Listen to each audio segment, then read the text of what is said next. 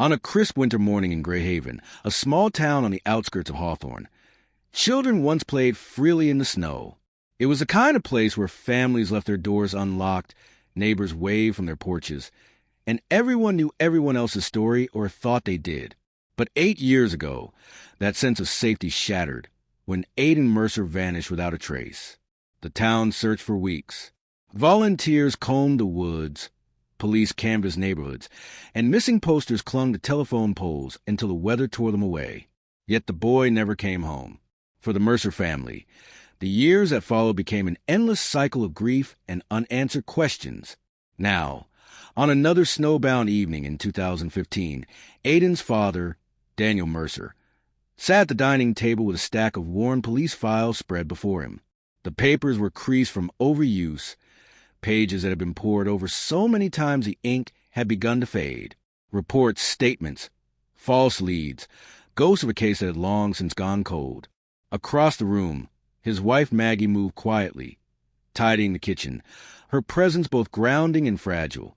Daniel caught himself staring out the window, eyes drawn across the street to the faint glow of Walter Briggs's porch light. Their neighbor was a solitary figure, polite but distant, the kind of man who seemed to prefer shadows to company. But tonight, Daniel's unease toward him was sharper.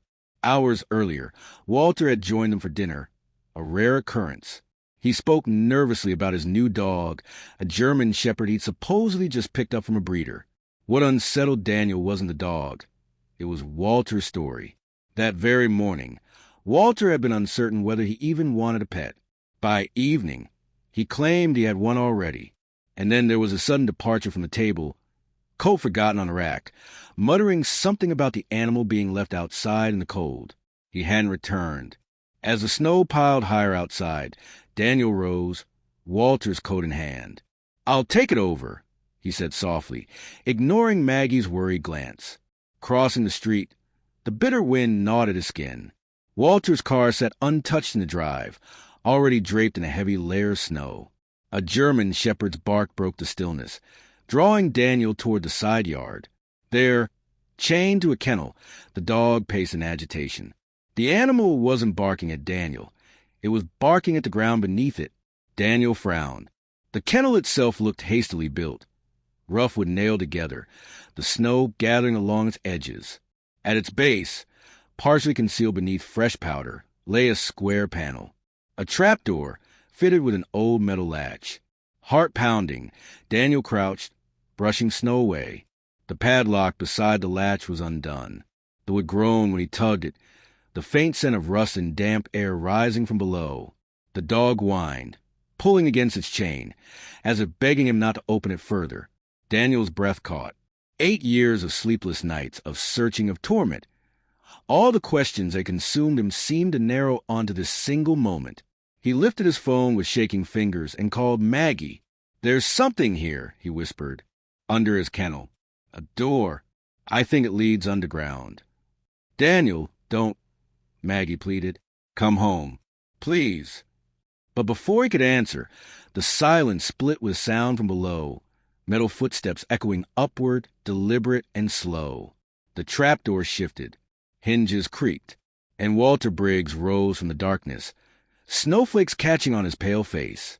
His eyes locked on Daniel, hard and unblinking. "What are you doing here?"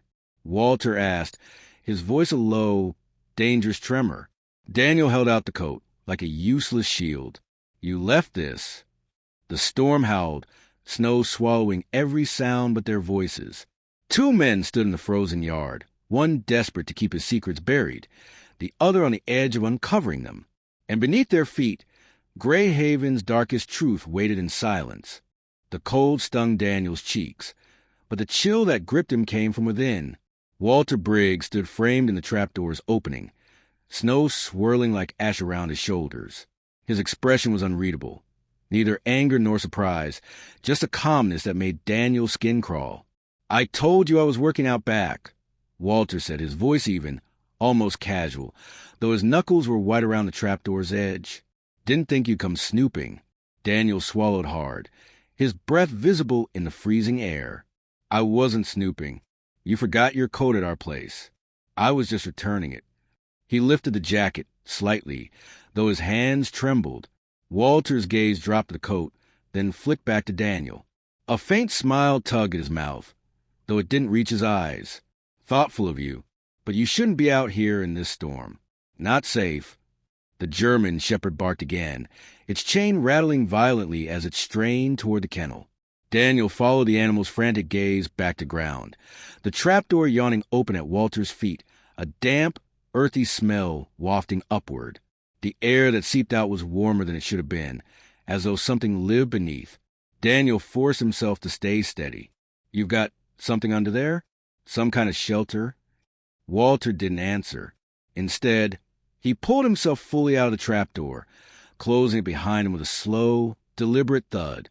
His boots left wet streaks in the snow as he stepped closer. Funny thing about this town, Walter murmured, his voice dropping low. People are curious. Can't keep to themselves.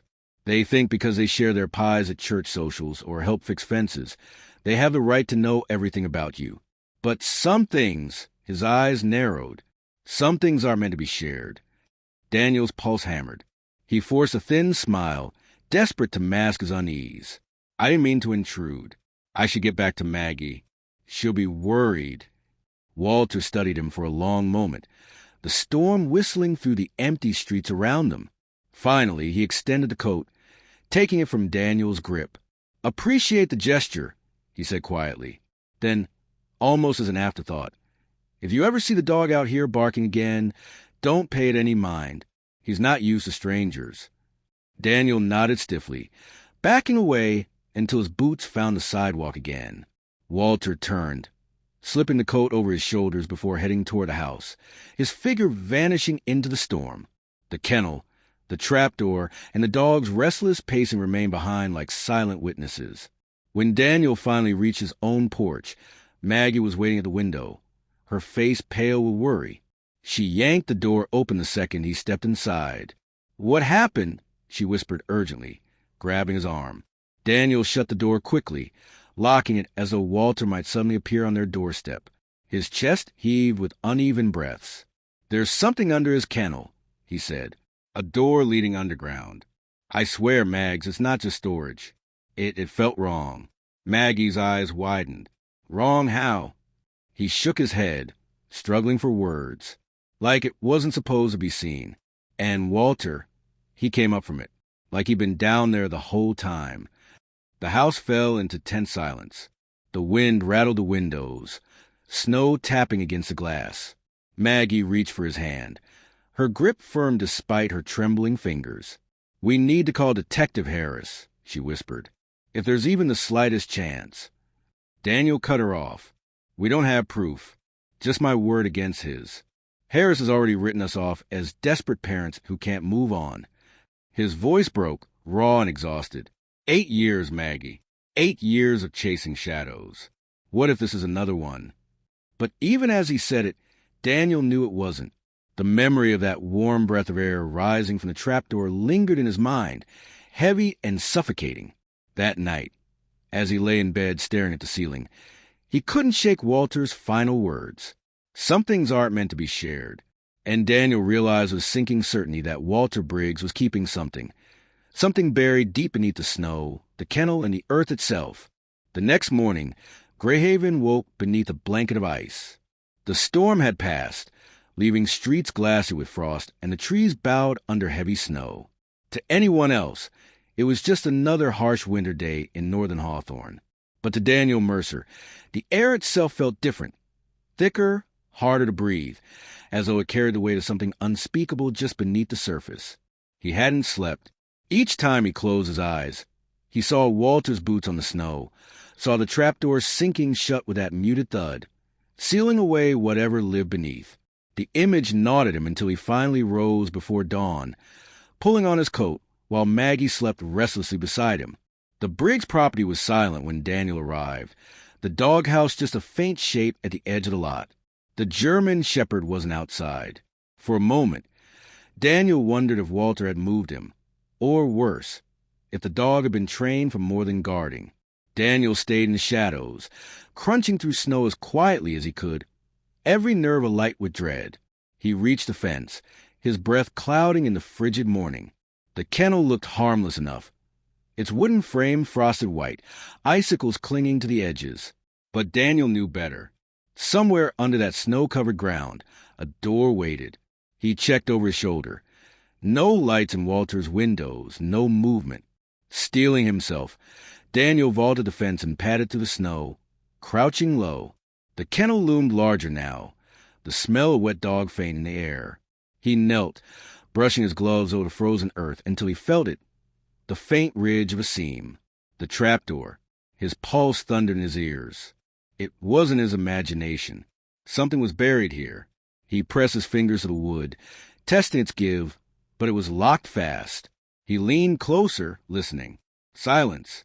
Then, just faintly, he heard it. A scrape, distant but unmistakable, echoing through the ground, like metal against concrete.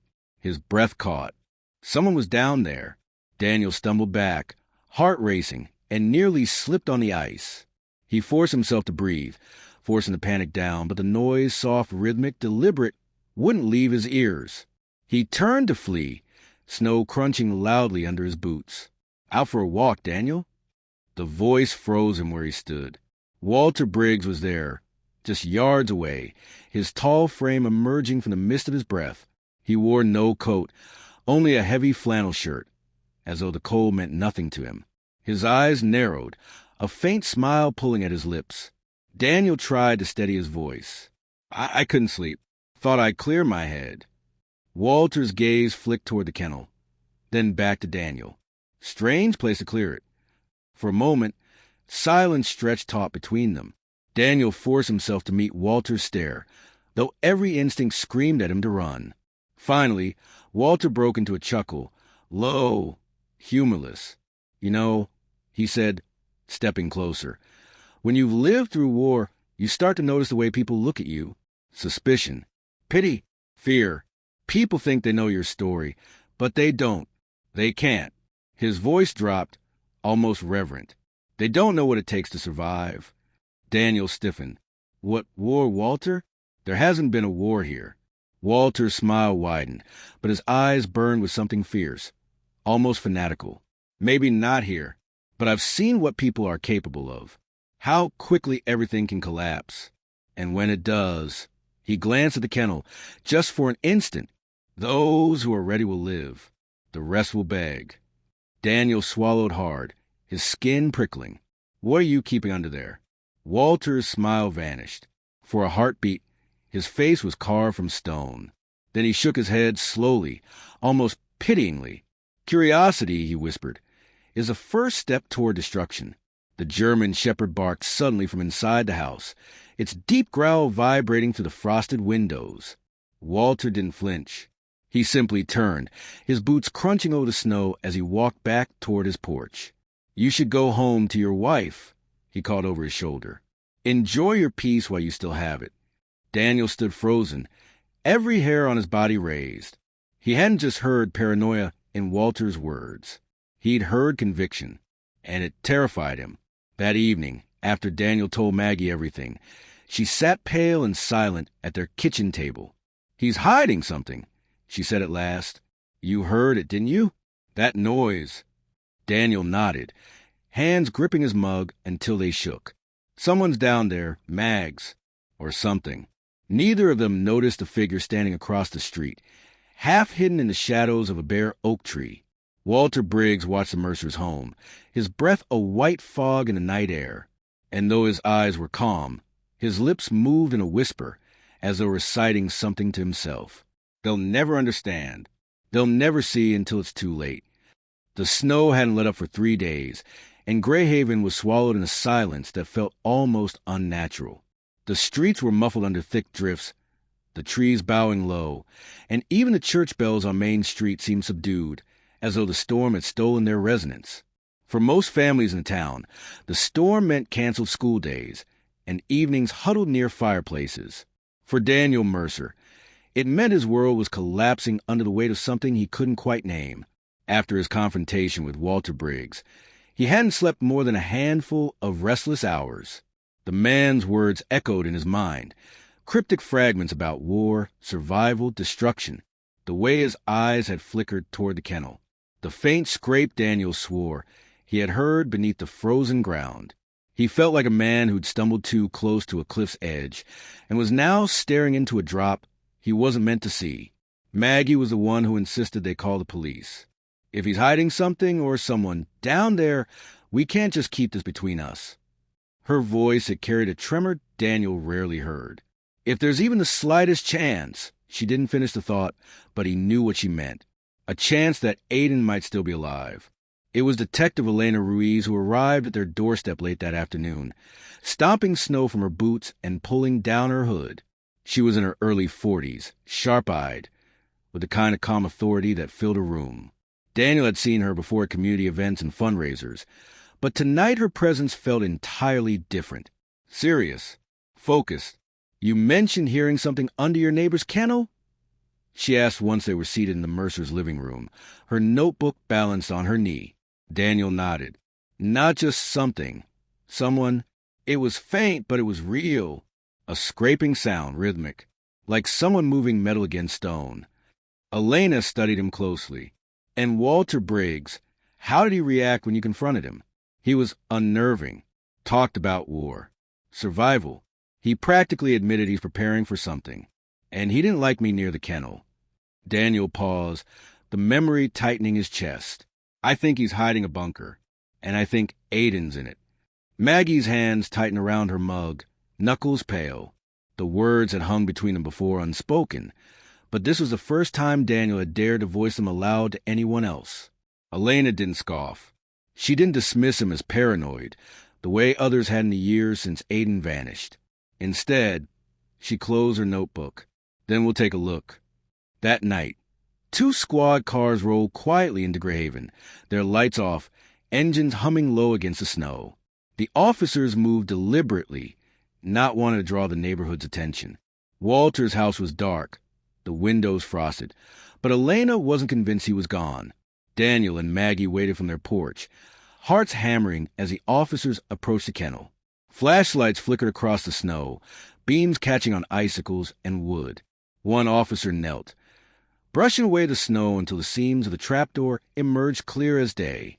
"There's something here," he muttered, voice low but audible in the frozen quiet.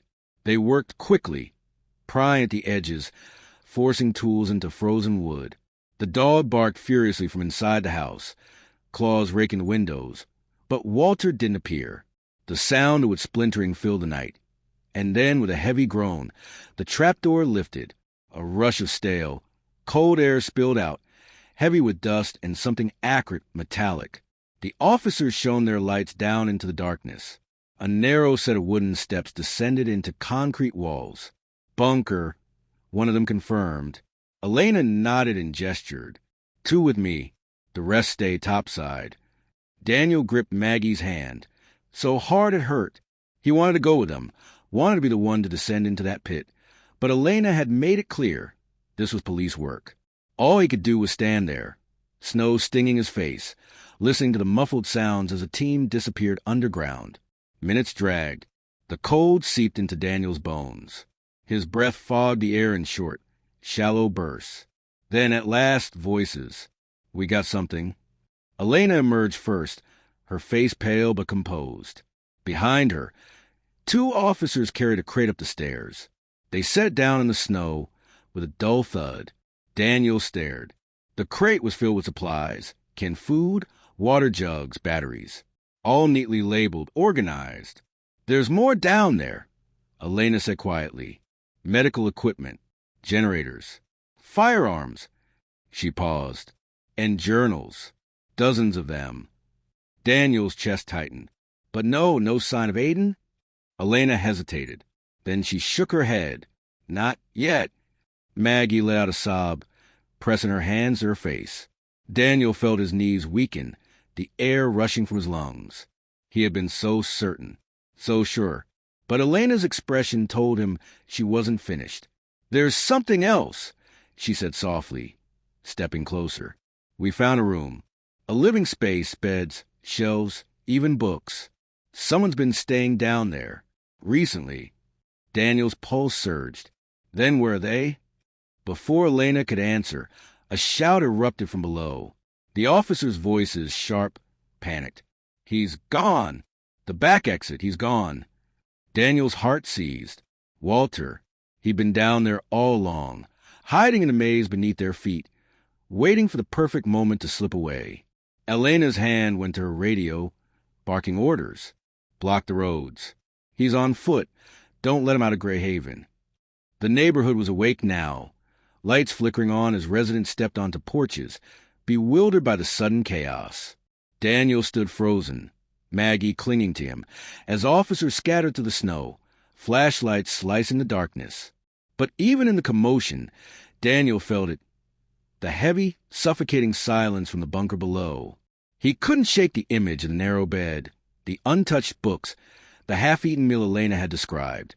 Someone had been down there, and if it wasn't Walter, his blood ran cold. "Detective," he said hoarsely. "If Walter just escaped, then who was living in that room?" Elena froze, eyes locking with his. And for the first time that night, Daniel saw genuine fear flicker across her face. The scraping of metal against stone was Aiden's ritual. It was how he marked time in a world where clocks no longer mattered. In the bunker, days bled into each other until they became meaningless. So he scratched at the wall with a dull knife, etching tiny grooves into the concrete, one for each meal. 3 marks meant 1 day. It was crude, but it was all he had. At 12 years old, Aiden Briggs believed the war above ground still raged on. Walter had told him so. He said the world outside had turned to ash and ruin, that only monsters roamed the snow-covered streets of Grayhaven. Aiden didn't remember Grayhaven. Not really. He didn't remember Daniel and Maggie Mercer's warm kitchen, the smell of blueberry pancakes, or the way sunlight filled his old bedroom. Those memories had faded into something like dreams. What he knew, the only truth he thought he could trust, was what Walter had given him. The bunker was survival. The bunker was safety. Still, there were moments Aiden's faith cracked, hairline fractures running through the walls of the lives Walter had built. Times when he heard sounds above, footsteps, laughter, the phantom of cars on the street. Walter said those were illusions, tricks of the war. "The enemy projects sounds to lure us out," he'd warned. "If you go up there, they'll take you. They'll kill you." But the sounds were too clear, too human. And lately, Aiden had begun to wonder, what if Walter was wrong? The bunker itself was a labyrinth, a patchwork of rooms Walter had reinforced over the years. There was a main chamber with cots, a crude kitchen, shelves lined with canned goods. There was the armory, with its silent black firearms and boxes of ammunition. And deeper still, there was a classroom. Walter had been relentless with lessons. He forced Aiden through military drills, push-ups, sprints up and down the narrow corridor, endless practice with knives and unloaded rifles. He taught him about survival, about enemies, about how to spot weakness and exploit it. He even made him read from old history textbooks, passages about wars that ended decades before Aiden was born. "You'll carry on after me," Walter would say, voice hard, eyes burning. "When I'm gone, you'll be the soldier who keeps the bunker alive." Aiden had wanted to believe him, wanted to make him proud. But sometimes, lying in bed at night, he caught himself wishing for something else. Something soft, something warm. A mother's lullaby he could almost remember. The faint smell of soap and apples. A father's voice reading to him before bed. Dreams came in fragments. Pieces of a life he wasn't sure belonged to him. Tonight was different. Walter had left hours ago, saying he needed supplies. Aiden hated when he was gone, the silence pressing heavier than usual. He sat on the cot, scratching his knife against the wall, until the sound reached him. Thump, scrape, thump. It wasn't him this time. The boy froze, knife slipping from his fingers. His breath hitched as he tilted his head. The sound came from above, directly over the kennel. Heavy boots with groaning, muffled voices. Aiden's heart raced. The enemy. Walter had warned him about this, hadn't he? That they would come one day, pretending to be rescuers, when in truth they were hunters. But then, something broke through the fear. A voice. Low, steady, not harsh, not cruel. "We got something." Aiden's chest tightened. He edged closer to the wall, listening, his palms slick with sweat. The voices didn't sound like monsters. They sounded ordinary. He thought he caught a woman's voice too, clipped and professional.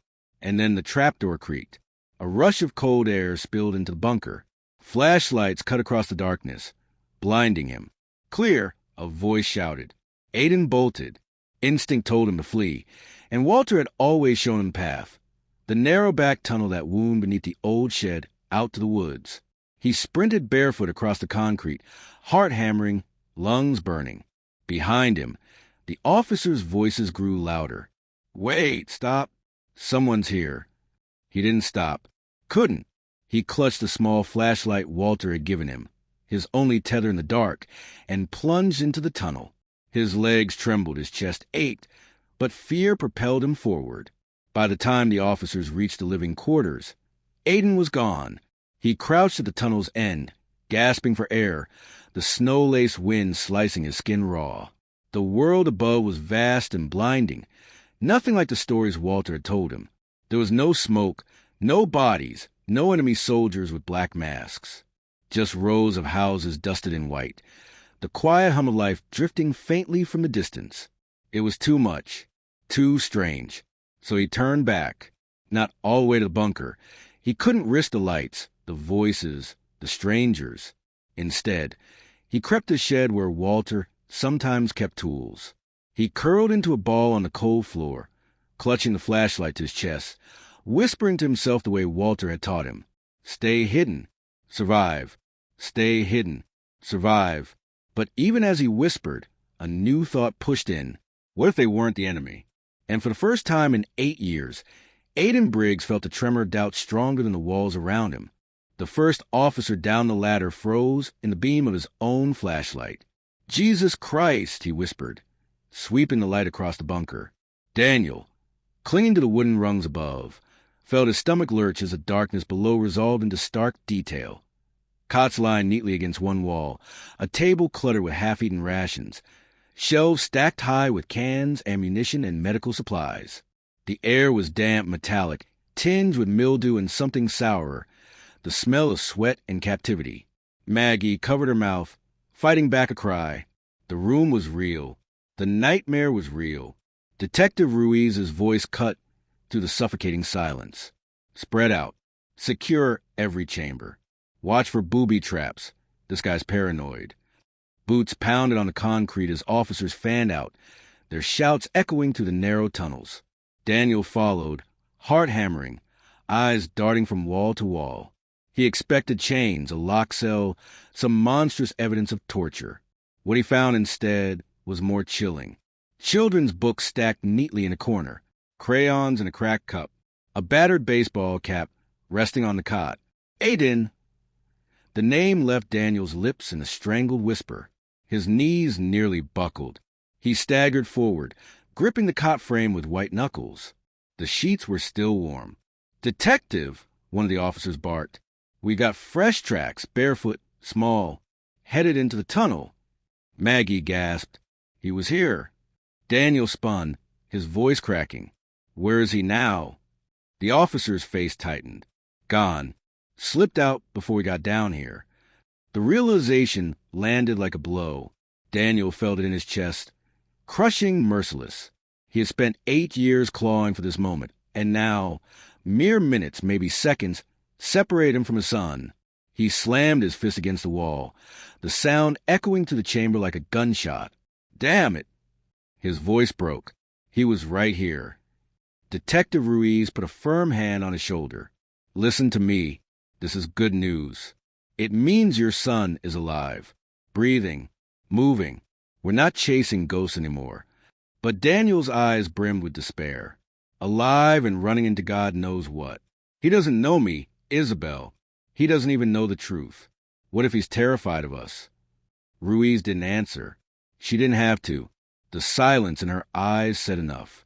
Maggie wandered into the back chamber, her flashlight trembling in her grip. The walls were scratched with crude lines, hundreds of them, etched deep into the concrete. She traced them with her fingertips, tears streaming silently. "Days," she murmured. He was counting the days. Her light slid lower, catching a patch of drawings. Stick figures scrawled in pencil. A crooked house with smoke rising from the chimney. A crude sketch of a man with broad shoulders. A father. Daniel stood in the doorway, watching her, his throat tightening. He remembered. He whispered. Even when he forgot, he remembered. Maggie collapsed against him, sobbing. Detective Ruiz's radio crackled. Unit 7, come in. We've got movement near the shed perimeter. Small figure, possibly juvenile. Advise. Daniel's head snapped up. That's him. But the report was followed by static, then silence. Seconds dragged. Ruiz cursed under her breath, grabbing her own radio. This is Ruiz. Do not engage. Repeat, do not engage. Secure the perimeter and hold your positions. The reply came after a painful pause. Negative contact. Trail ends at the tree line. No visual. The hope that had flickered in Daniel's chest sputtered out. His hands trembled as he clenched them into fists. So close. Outside, the search spread across Grayhaven. Patrol cars rolled slowly through quiet streets, spotlights sweeping across snowy yards. Neighbors stood on porches in their night clothes, murmuring, pointing. Rumors spread like fire. Something was happening at Walter Harlow's place. Something big. Daniel paced near the kennel, unable to stay still. His breath clouded in the frigid air. Every rustle in the brush, every crack of ice underfoot made his heart leap, hoping, praying. But Aiden didn't appear. Maggie clung to her coat, staring into the woods with glassy eyes. He must be so scared, she whispered. He doesn't know what's real anymore. Daniel turned to Ruiz. We need to tell him. We need to show him somehow that we're not the enemy. Ruiz's jaw tightened. First, we need to keep Walter from reaching him. If the kid's loose, Walter will come back for him. Count on it. Her words sank like a stone in Daniel's gut. The thought of Walter slithering through the woods, hunting the boy he had stolen, twisted his insides with rage. Inside the bunker, evidence teams worked methodically. They cataloged weapons, stockpiled food, hand-drawn maps of town. They found journals filled with paranoid rants, sketches of defensive strategies, diagrams of traps. But tucked into one journal was something different, a drawing done in a child's hand. A boy standing beside a tall man, both smiling. Above them, in shaky letters, me and Dad. Daniel stared at it for a long time, tears blurring his vision. He wanted to rip the paper in half, to scream, to burn the lies out of existence. But he couldn't. He slid the page into his pocket. A reminder of the war they were truly fighting.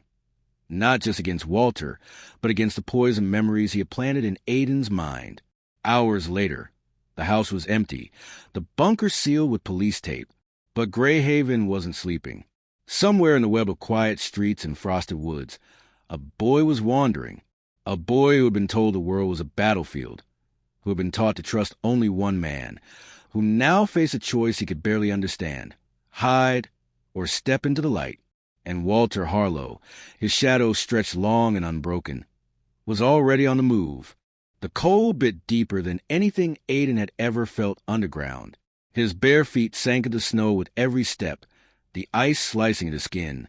But he pressed forward, breath ragged, eyes darting wildly across the empty street. Stay low. Stay silent. The enemy will be everywhere. Walter's words echoed inside him, looping like a broken tape. His heart hammered in his chest as he crouched behind a stack of firewood beside a stranger's house. Frost glittered under the street lamps, painting the town in pale blue light. The houses stood silent, their windows glowing faintly from within. To Aiden, it looked like something out of a dream, too warm, too safe to be real. He hugged his arms to his chest, shivering, whispering the mantra Walter had drilled into him. Trust no one. Hide until I return. Survive. But Walter hadn't returned. Instead, men with lights and uniforms had stormed the bunker, and in their voices, in the sharp bark of their orders, Aiden hadn't heard safety. He had heard the enemy. Now he was alone. From a distance, the sound of laughter carried faintly on the air. A door creaked open. Aiden froze, pressing his body into the shadows. Across the street, a man in a heavy coat stepped outside, letting a dog out into the yard. The animal bounded happily into the snow, tail wagging. Aiden's breath caught in his throat. The dog wasn't snarling, wasn't trained to attack like Walter's shepherd. It barked playfully, rolling in the snow. The man laughed softly, calling the dog's name. Aiden's chest tightened. He didn't understand what he was seeing. Walter had told him animals were soldiers too, trained to rip intruders apart. But this creature was licking its owner's hands, begging for affection, his stomach twisted with confusion. If Walter had lied about this, what else wasn't true? Aiden staggered through backyards and side streets, his thin frame trembling from cold and hunger. He passed a glowing window where a family sat around a table, heads bowed in prayer before dinner. Steam rose from their plates. The sight made his mouth water, but it also filled him with terror. Walter had said food above ground was poisoned, rationed by the enemy. He pressed his hand against his stomach, which clenched painfully with hunger. The smell was intoxicating. He wanted to knock on the glass, to beg for a bite, but fear locked his legs in place. Instead, he stumbled onward, slipping through the shadows like a ghost. Every sound was magnified. The hum of power lines, the crunch of snow under his feet, the low murmur of voices behind closed doors. He crept into an alley where garbage bins overflowed with discarded packaging, something he had never seen before. He rifled through one with trembling hands, pulling out a crumpled wrapper streaked with chocolate. He licked it, desperate for the sweetness, tears springing to his eyes. For the first time in his life, Aiden was tasting something that Walter hadn't handed to him. It was exhilarating and terrifying, but shadows followed him. Somewhere behind, in the woods that press against Grayhaven, Walter Harlow was moving too. His boots broke through the crust of ice as he tracked the faint impressions of bare feet. Each print dug into his mind like a knife. "They found you," he muttered, his voice a rasp. "They're trying to take you from me." His breath fogged in the cold. Rage burned hotter than the chill. He imagined Aiden's frightened eyes, the way he had clung to every word, trusted every lie. That bond wasn't broken. Not yet. Walter would find him before they did. He had to. The thought of Daniel Coulter holding the boy, of Maggie whispering her lies into his ears, made Walter's vision blur with fury. "No," he hissed. "You're mine." Aiden stumbled again, his knees buckling, the cold gnawing at him. He found himself on the edge of Grayhaven's small downtown strip, where old brick storefronts lined the street. Christmas decorations, left hanging long after the holiday, swayed gently in the wind. He stared at the glowing lights, entranced. Inside a diner, a waitress laughed as she refilled a man's coffee cup. The bell above the door jingled as another customer entered, shaking snow from his coat. The scene looked warm, ordinary, alien. Aiden's body trembled harder. His teeth chattered. He pressed himself against the glass, peering in like a starving animal. He could smell grease, hear clinking dishes, see steam rising from mugs of hot cocoa. Tears streaked his face. He wanted to step inside. He wanted to believe this was real. But Walter's voice haunted him. "It's all a trap. Don't trust them. They'll take you away. They'll kill you." He staggered back, clutching his head. The war inside him raged. What he'd been told versus what he saw with his own eyes. For the first time in his life, doubt whispered louder than Walter's commands. Somewhere behind, headlights swept across the road as a patrol car crawled slowly through the town. The search was closing in. Detective Ruiz had issued an alert. A boy was out there, confused, disoriented, possibly dangerous if cornered. Officers scoured every alley and lot. But Aiden, wild-eyed and trembling, ducked into the shadows before the beams could catch him. He bolted, his feet slapping against the icy pavement. His lungs burned, his body screamed for warmth, but his mind screamed louder. Hide. He vanished into the dark as the cruiser rolled by, unaware how close they had been. Meanwhile, Walter stood at the edge of the woods, the lights of Grayhaven glowing before him. His lips curled into a grim smile. The hunt had begun. The snow was falling again, fine and powdery, masking the tracks Aiden had left only hours before.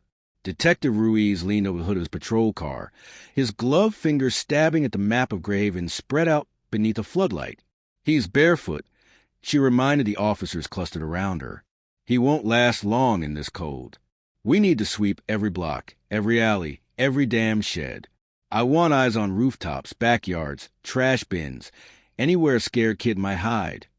Her voice was sharp, but Daniel heard the worry running beneath it. He pulled Maggie's coat tighter around her shoulders. She hadn't stopped shaking since they'd been told Aiden had slipped away.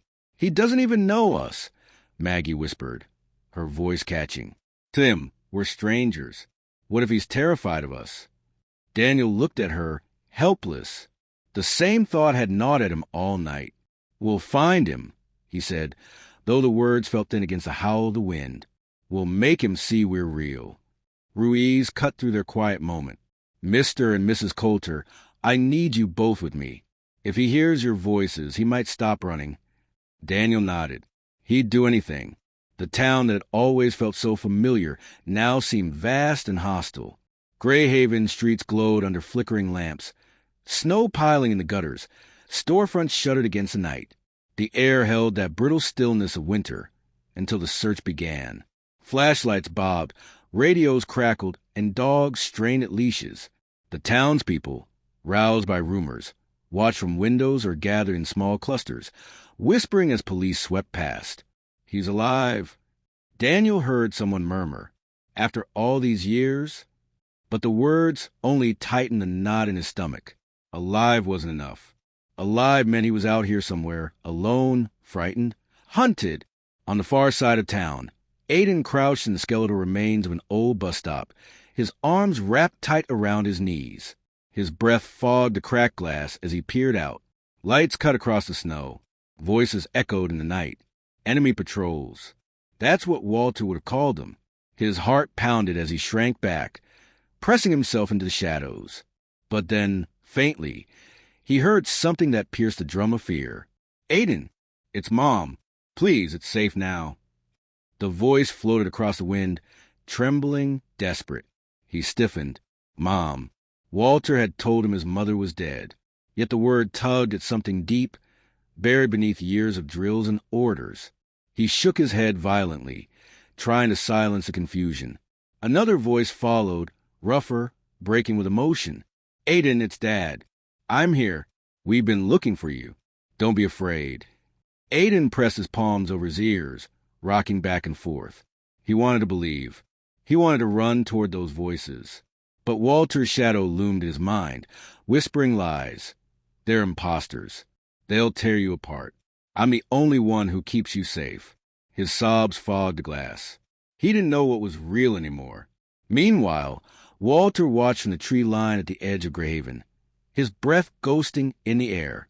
Through binoculars, he studied the search grid, the slow sweep of flashlights, the circling patrols. They were close, too close, but so was he. His eyes narrowed as he spotted faint impressions in the snow near the bus stop. Bare feet. Aiden's. A grin split his frost-burned lips. "You're still listening to me, boy," he whispered. "Good.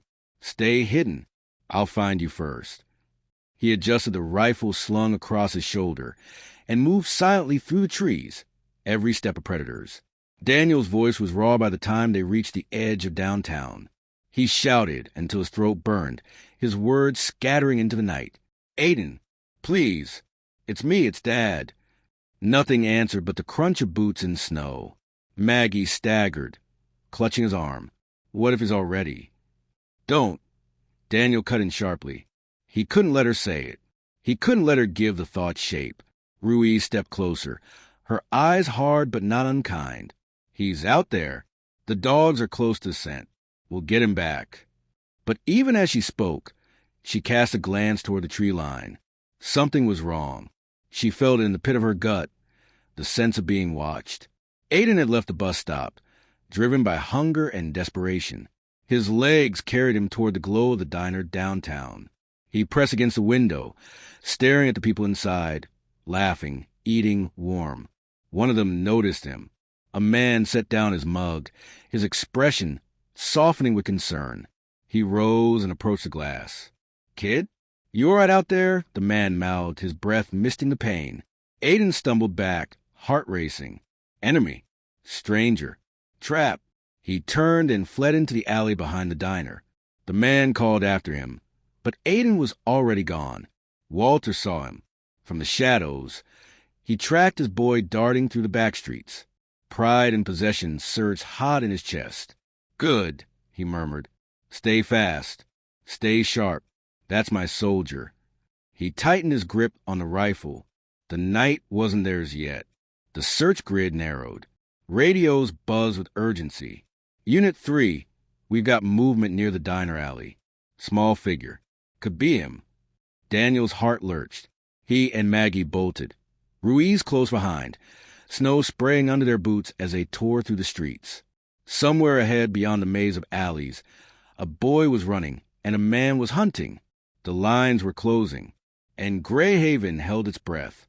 The wind funneled through Grayhaven's narrow alleys, carrying with it the sharp scent of snow and smoke from distant chimneys. Aiden stumbled through the drifts, his bare feet numb and stinging, his lungs burning with each ragged breath. The town was alive around him, lights, voices, distant sirens, but none of it felt safe. Every shout echoed like a warning. Behind him, boots crunched rhythmically in the snow. Too steady, too measured to belong to a man searching. It was the cadence of pursuit. Walter, the boy's chest tightened. His mind screamed to keep running, but his body betrayed him, legs wobbling, vision tunneling. He ducked into another alley, pressed himself flat against the icy brick, and tried to silence his breath. Daniel rounded the corner of Main Street, his flashlight beam slicing across storefronts and doorways. Maggie was close behind, her cheeks flushed, hair plastered with frost. Detective Ruiz jogged at their side, speaking into a radio. All units. Converge near the diner block. Possible visual confirmed. Repeat converge. Daniel's heart hammered. They were so close. For 8 years he had stared at grainy photos, aging projections, artist sketches. But tonight, his son was not a picture. He was here, flesh and bone, somewhere ahead in the snow. He cupped his hands around his mouth. "Aiden, it's Dad. Please stop running. You're safe now." The words echoed off the frozen brick, but only the moan of the wind answered. Maggie's voice broke as she joined in. "Sweetheart, it's Mom. We love you. Please come back to us." Her plea hung in the air, trembling, fragile. Aiden squeezed his eyes shut, pressing his hands over his ears. Those voices again. Warm, desperate, achingly familiar. His chest heaved. A part of him wanted to step out into the light, to let them hold him, to collapse into their warmth. But Walter's words hissed louder in his mind. "They are not yours. They are decoys. The world is crawling with liars. Only I keep you safe. Only I love you." Tears scalded his frozen cheeks. From the shadows of the alley mouth, a figure emerged. Walter's silhouette loomed, rifle slung low, eyes glittering beneath the brim of his hat. "Aiden," he called softly, almost tenderly. "Soldier, you did well. You stayed hidden. Now come. We'll go back underground where it's safe." His voice wrapped around the boy like a noose. Daniel and Maggie burst into the same alley seconds later, flanked by Ruiz and 2 officers. Flashlight beams danced wildly across brick and snow until they froze on the scene. A boy, trembling, barefoot, cornered between the wall and the man who had stolen his life. Walter Briggs. For a moment the world held its breath. Snow drifted lazily through the beams of light. No one moved. Then Walter's voice cut the silence. "You don't belong to them," he snarled, his tone twisting from honey to venom in an instant. "They left you. I raised you. You are mine." He raised a rifle, not at the boy, but at Daniel. Maggie screamed. Officers drew their weapons, shouts erupting, echoing down the alley. "Drop it!" "Drop the weapon." But Walter's gaze never left Daniel. "You think you can just walk back into his life? After I bled for him? After I built him a world where he would survive?" Daniel's pulse thundered. Slowly, he stepped forward, hands raised. "Walter, listen to me. He's not your son. He's ours. You loved and lost your family, and I'm sorry for that. But stealing mine won't bring them back." Walter's face contorted, torn between rage and anguish. "You don't understand. The war is real. It's always been real. Out here, the world is poison. Down there, he's safe." "No, Daniel said firmly. You kept him prisoner. You filled his head with lies. That's not safety, that's cruelty. Walter's finger twitched against the trigger. Aiden's eyes darted between the two men. One had fed him, trained him, filled his nights with warnings and drills.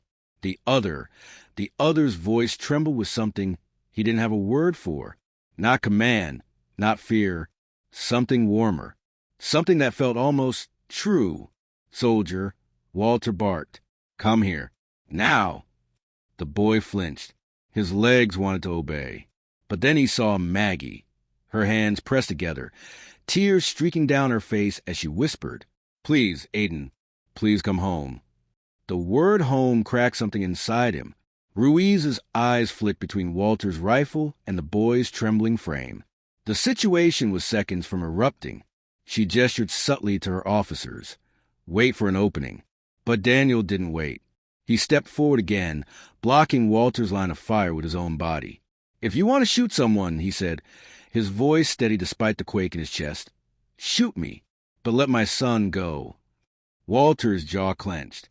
His eyes flickered with something like recognition, maybe even envy. You'd die for him? Walter spat. Yes, Daniel said without hesitation. For the first time in 8 years, Aiden felt the truth pierce through the fog of Walter's conditioning. Die for him. Not train him. Not hide him. Not control him. Protect him. Love him. His feet moved before his mind caught up. He stumbled forward, past Walter's outstretched hand, toward Daniel. No! Walter roared, swinging the rifle. Shots cracked like thunder. Officers fired. Walter's body jerked, spun, and collapsed into the snow, crimson blooming against the white. The alley filled with smoke and silence. Aiden froze, staring at the fallen figure. For years, Walter had been his world. His captor, his teacher, his tormentor. Now he was just a body cooling in the snow. Daniel dropped to his knees, pulling his son close. Aiden stiffened, then slowly, hesitantly, allowed the embrace. His body trembled with sobs he didn't understand. Maggie knelt beside them, her arms wrapping around them both, whispering through tears. You're safe. You're safe now. Ruiz exhaled, lowering her weapon, her voice rough. It's over. But as she looked at the boy's haunted eyes, she knew it wasn't over. Not yet. The wounds Walter left would linger long after his body was buried. Still, for the night, the family was whole again, fragile, shaken, but together. And for the first time in 8 years, Grayhaven's silence felt less like mourning and more like hope. Snow still blanketed Grayhaven in heavy sheets the morning after the alleyway confrontation. The town's main street, usually quiet but cheerful with neighbors greeting each other, was hushed with a different kind of reverence. News vans crowded the curbs, their antennas stabbing the gray sky, and reporters murmuring to cameras, weaving the town's nightmare into sound bites for the outside world. Inside the Mercer home, the air smelled of coffee and pine cleaner. But despite the ordinary scents, nothing felt familiar anymore. The house that had once been their sanctuary was now foreign to Aiden. He sat on the living room sofa, wrapped in a wool blanket, eyes fixed on the flickering images on the muted television. His own face stared back at him in grainy photos. Childhood portraits, age-progressed sketches, the latest footage of him being led through the snow in his father's arms. To the world, he was a miracle returned. To himself, he felt like an intruder. Maggie hovered in the kitchen doorway, watching her son with an ache she could not name. She longed to cross the room, to hold him again, but something stopped her. Every time she touched him, she could feel how tense his body remained, as if bracing for commands that never came. Daniel entered, carrying 2 mugs. He set one gently on the table near Aiden, careful not to startle him. Hot chocolate, he said softly. Your favorite. Or, at least it used to be. Aiden blinked at the steam rising from the mug. He didn't reach for it. Thank you, he whispered, though the words came out halting, as if rehearsed. Detective Ruiz sat across from them, her notebook open but untouched. She wasn't here for questioning this time.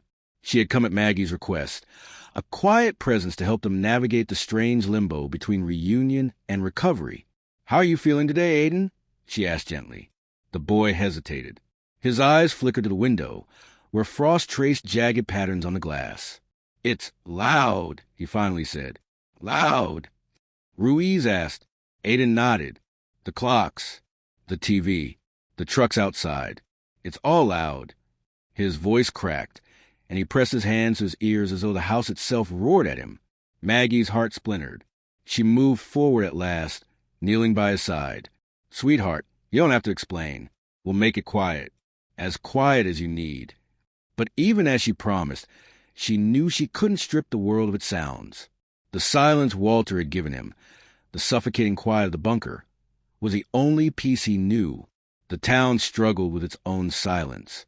Grayhaven's residents had always prided themselves on knowing their neighbors, on keeping each other safe. And yet, Walter Briggs had built a nightmare beneath their noses. For years, he had walked among them, shared polite nods, bought groceries, attended church services, all while Aiden was hidden just yards away. At the diner, whispers spread over steaming mugs of coffee. At the church, prayers mixed with guilt. How had they not seen? How had they not known? For some, the shame was unbearable. For others, denial was easier. Walter had fooled everyone. He had seemed lonely, yes, but harmless. No one could have predicted the darkness burrowed beneath his modest home. Still, in Grayhaven's marrow, a question echoed. If it could happen here, could it happen anywhere? The Mercer family, too, wrestled with shadows. Nights were the hardest.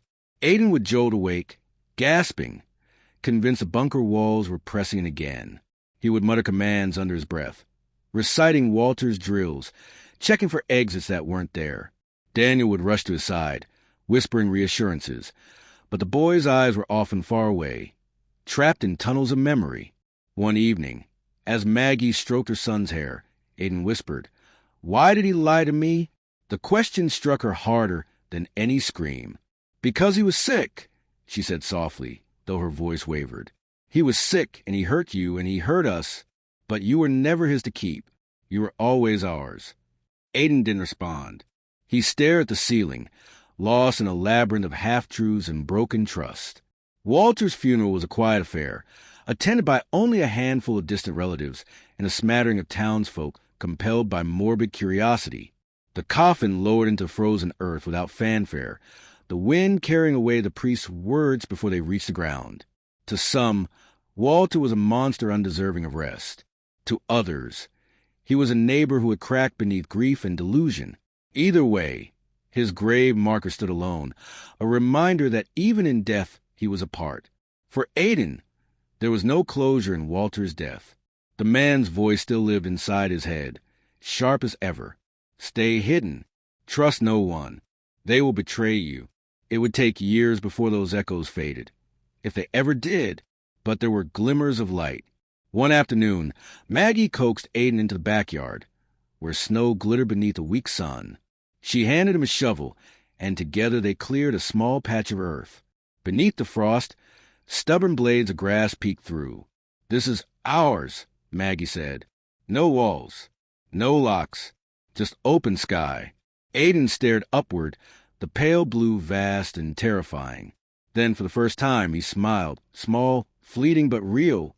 Daniel watched from the porch, tears blurring his vision. The road ahead would be long, full of therapy sessions, setbacks, and nightmares.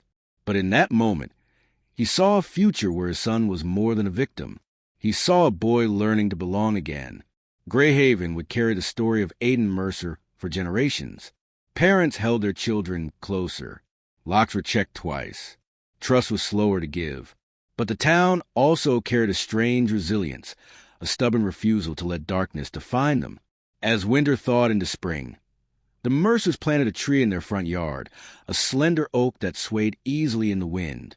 Aiden placed the first shovelful of soil at its base, his small hands trembling but steady. "This will grow," Daniel told him, "just like you will." Aiden didn't answer, but he pressed his palm against the fragile trunk, feeling its heartbeat against his own. For the first time in 8 years, the silence inside him didn't feel like prison walls. It felt like possibility.